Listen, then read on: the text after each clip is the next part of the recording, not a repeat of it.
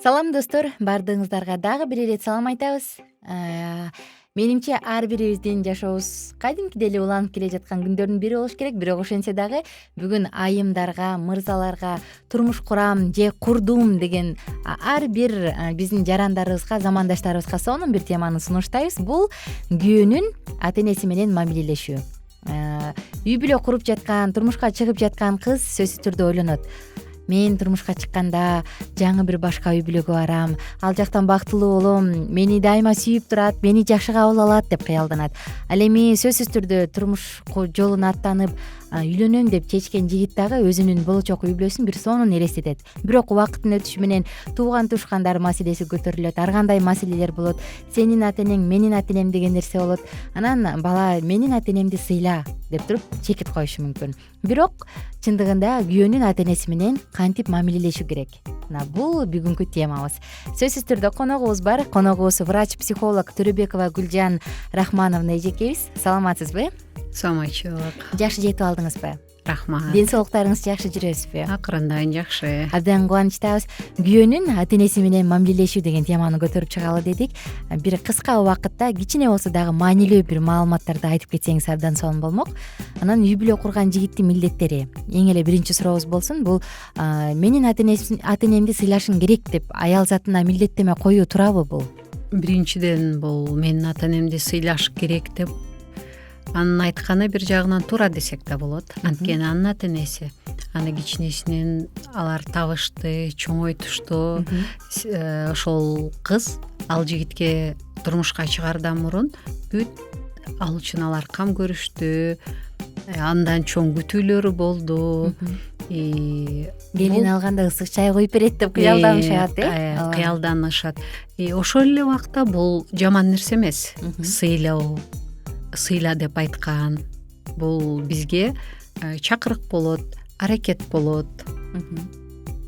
Жакшы. Эми кийинки маселебиз анын ошол жаңы курулган үй бүлөдөгү күйөөнүн ата энесинин ордун айта кетсеңиз. Мисалы, атам айтты, апам айтты келгиле деп, апам айтты кылгыла деп, апам айтты же атам айтты деген маселелер көп болот да, анан аягында келин мен эмне кулмунбу? Мен эмне кул кыла алдыңар беле деп эки колун жайышы мүмкүн. Ансыгандай ата эненин күйөө тараптан орду жаңы курулган үй бүлөдө кайсы жерде болуш керек? Кандай кылып жардам бере алышат? Кайсы деги эле алардын канчалык бир деңгээлде жаңы үй бүлөгө бир тапшырмаларды бергенге, көрсөтмөлөрдү бергенге укугу десек кичине катуураак болуп калат го дейм. Милдеттүүбү? Бул кандай айтсам, бир эле убакытта, кыска убакытта бир эки үч сүйлөө менен эле жеткирип койчу нерсе эмес да. Эң биринчи карап көрсөк, алар кандай үй бүлө? Алардын баалуулуктары, бала кайсыл үй бүлөдө чоңоюп өстү, кыз кандай үй бүлөдө чоңоюп өстү, бул дагы чоң нерсе да. Бирок ошол эле кыз деле үй бүлөдө чоңоюп өстү. Ата энеси бар, сыйлаш керек, өзүнүн жоопкерчиликтери бар. Ошол эле убакта бала деле. Эң биринчи карап көрөлү, кыз жаңы үй бүлөгө келди. Мен ойлойм, кыздын кайненеси, кайнатасы деле жакшы үмүт менен келин алышты. Алардын каалоосу дагы. Кызга кеңештер, ал үйүндө кандай болсо, ошондой эле болуп, туура, ачык мамиле кылуу.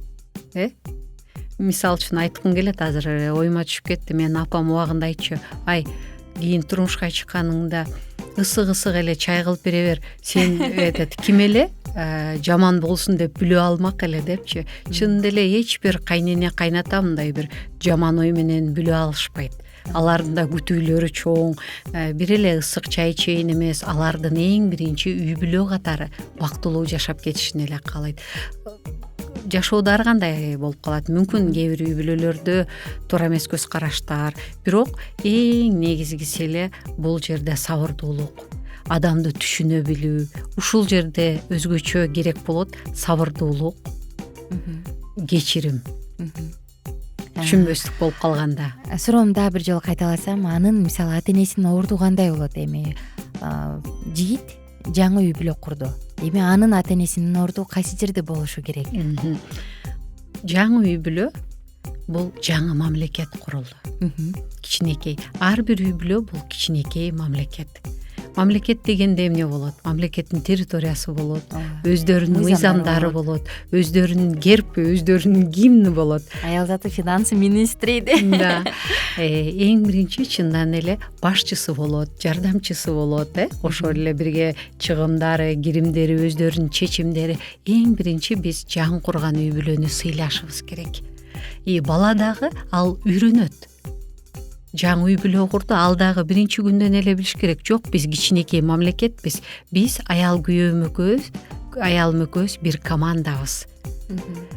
Элестетсеңер, бир командада алардын өзүнүн бир планы жок болсо, бир каалоолору жок болсо, сырттан ар кандай окутуучулар боло берсе, ай топту бул жака теп, футбольный команда топту бул жака теп, аягында каяка тебиш керек, эмне кылыш керек, баш айланмай, бул туура эмес болот да. Ошого үй бүлө катары булар өздөрү да билиш керек. Сырттагы адамдар дагы аларга бир гана жакшы ой менен, жакшы кеңештер менен эле колдоо керек. Жакшы. Келиндин ата энесине жасаган мамилесин айта кетсек, мисалы, үй бүлөдө кээде айтып коет эмеспи, бала келинчеги менен жолдошунун, келинчеги менен ата энесинин ортосунда калып калса аябай кыйналат. Мындай үй бүлө көпкө барбайт, узабайт, бекем болбойт депчи.